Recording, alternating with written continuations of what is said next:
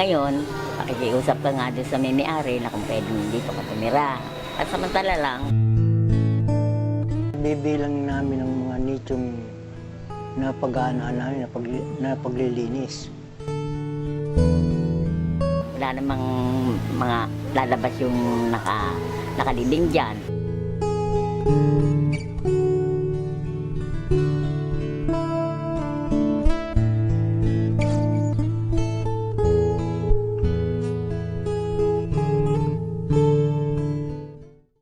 May bahay din kami sa labas, diyan sa, yan yung gilid na to, bahay namin yan diyan. Kaya lang, nanghingi kami ng gawin ng sementeryo, nanghingi ako ng isang, yung dadaanan lang pa, kasi nga, mahirap eh, mo mag-aalaga ko, lilinisin ko yan, tubig, brass, ikot pa ako pa ganun. Kaya ang sabi ko doon sa gumagawa, sir, baka naman pwedeng bigyan niyo ako ng kaprasong daan para lang ako, kasi ito alaga ko po to, para sa bahay ko. Pag bukas ng pintuan, ayan ni alaga ko, lilinisin yan. Naglalabas ako ng hose. Doon ang gagaling sa loob ng bahay. Kaya iba dyan, pag Todo los Santos, marami nag-iigib sa akin. May bayad naman yun. Kasi nawasa yan, hindi yan poso. Sabi kong gano'n. Kung maglilinis sila, kapares nito, sila lang ang naglilinis, hindi lang papaalaga. Sila lang, kaya bibili sila sa akin ng balde-baldeng tubig. 2 piso lang naman ang timba eh.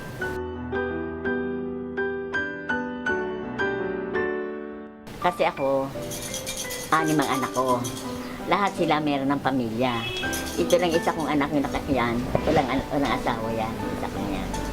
Hindi nakakayan. Dito yun siya. Sa tulong din siya ng mga suportorero. Yung anak ko rin isa. Yung asawa rin yan. Yung asawa sila. Kaya lang, nag-iwalay sila. Kaya dito muna siya nakatira. Yung anak niyan 2 kasama niya. Tapos sabi ko gano'n, yung mga anak ko naman, ayan ang bahay naman namin, yes, may ilalim ng duhat, yung diretso ng duhat.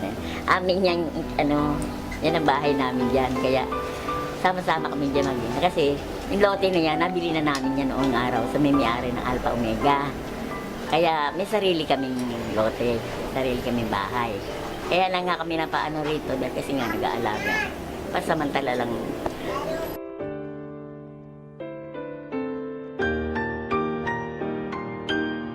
Mga pagtulog, hindi kami nangangamba. Yung sa baha, hindi, wala kaming problema sa baha. Kasi hindi naman papasukin yan. Hanggang dito lang naman yan. Yun lang ang yung hangin. Nga niya, kapatan yung mga yero yan. Pero ganyan, hindi kami na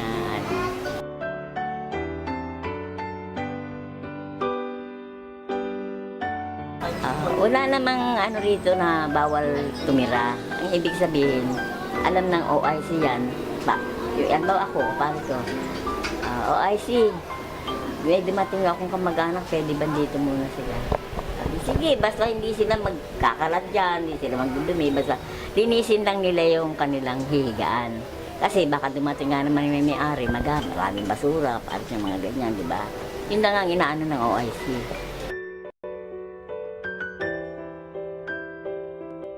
Hindi kasi maaari kasi, kung bawa sa, kapalas namin, meron kami sariling bahay, diba? Hindi pwede ako lumipat to sa ibang lugar kasi paano yung mga alaga rito, sino magtitingin, diba? O, tatawagin pa ako kung saan ako tumira. Kaya hindi naman ako pwede nang umalis ba dahil andito na nga yung mo, pagkas hanap buhay mo pa rin yan, diba? Diyan ka rin kumikita pa. Kaya lang ang pera mo dito, November lang. Hindi araw-araw, November lang ang pera mo dito. Hindi lang pare-pareho. Kapag sabi ko nga, 100 ng iba, 75. Kaya hindi pare-pareho malaki.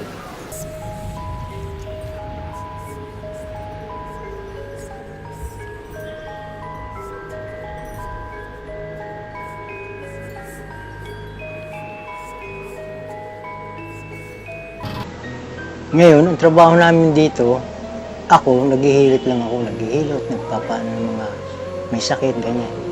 Tapos yung misis ko, si Carmen, siya naglilinis dito ng mga nicho. Naglilinis siya. Tang kinikita niya dito ay buwan-buwan ang kita niya. So, bawat buwan, 100 isang buwan. Hindi pare-pero, yung iba nagbibigay ng 200, 100 isang buwan, gano'n.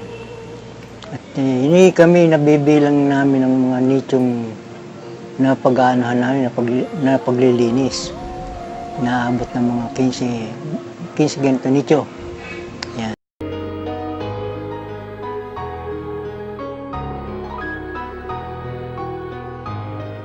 Hindi naman kami napapalya ng pangailangan sa bawat araw.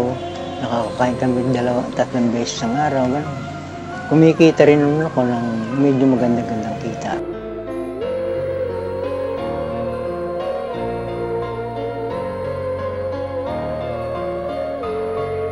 Wala kami masasabing mahirap dahil matagal na kami rito. Alam na namin, malaki ng karanasan namin tungkol dito sa cemetery at dito sa bahay namin. Yan.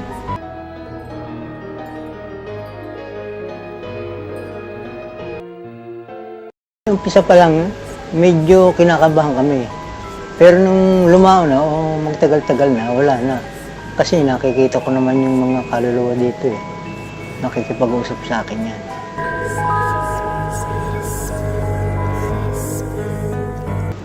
Mga ano na, may mga 3 buwan na nakakaraan. Mayroon tumawag sa akin, magpapagamot. Sabing gano'n eh, napuposes po yata ito ng ng masamang espiritu, sabi nga. Nung tingnan ko, hindi masamang espiritu dahil kaluluwa yung mga sa kanya, yung nakakabati sa kanya. Yun. Pinalis ko yung kaluluwa. Pagkalis yung kaluluwa, gumaling na yung may sakit.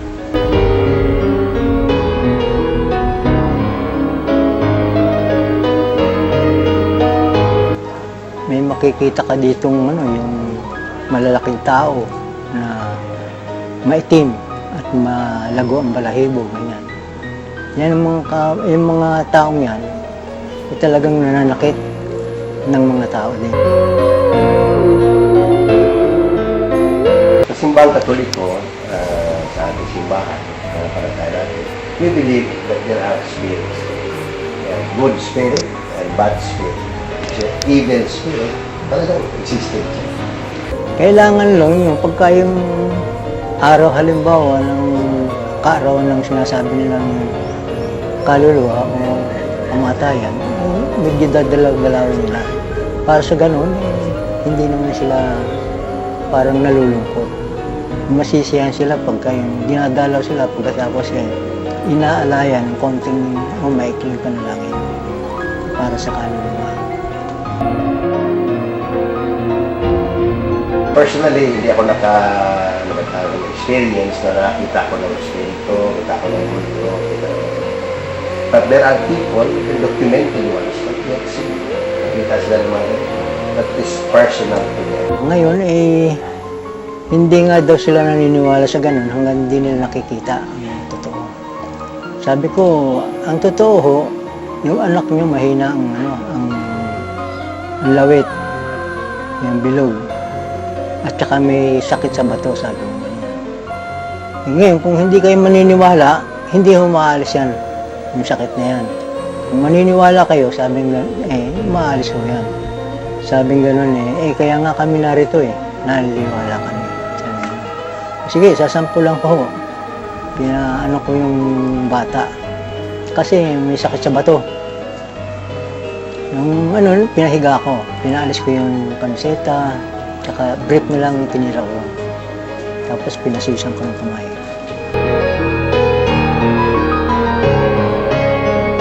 Papahiram mo lang ng langis at tsaka ibang langis yung ginagamit namin. Kayo po ba yung mismo gumagawa nun o binibili niyo lang? Hindi, kami mismo gumagawa.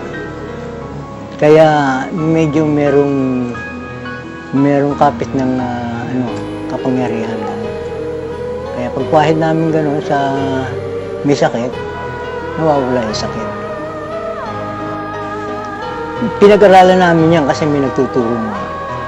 Ngayon, nung mawala na yung nagtuturo sa amin, sa amin na pinamana yung panggagamot. Kahit anong ibibigay. Huwag mong tatanggihan dahil yan ay kaloob sa'yo, sabi niya. Pagka tinanggihan mo yan, tinanggihan mo ang grasyang binibigay sa'yo ng Diyos. Kasi hindi nila alam kung bakit nangyayaring makapagpagaling ang isang tao ng mga may karamdaman. Hindi nila alam at hindi nila kilala ang Diyos na kanilang sinasamba. Kaya hindi nila alam kung paano bibigyan ng pansin yung pagpagaling. Hindi nila kilala kung sino yung Diyos na kanilang sasambahin.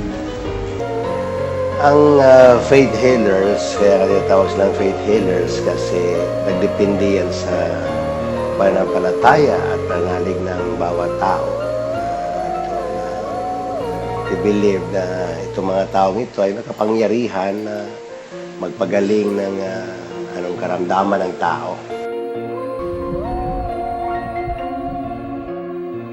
Kabahagi ng kultura at tradisyon ng Pilipino na maniwala tayo na may mga tao talaga na may kapangyarihan magpagaling at may karamdaman kahit hindi sila mga doktor. Pero yun nga, nakabatay ito sa pananampalataya at pananalig ng mga tao. Question din it is true or not. So, para sa akin, totoo ito. Totoo ito. Naniwala tayo doon. Talagang may mga tao may tawag doon. May kakayahan, may gift sila. Special gift na makapagpagaling sila. At lalong-lalo na, pag ang mga taong lumalapit sa kanila ay talagang nananalig at nananalig.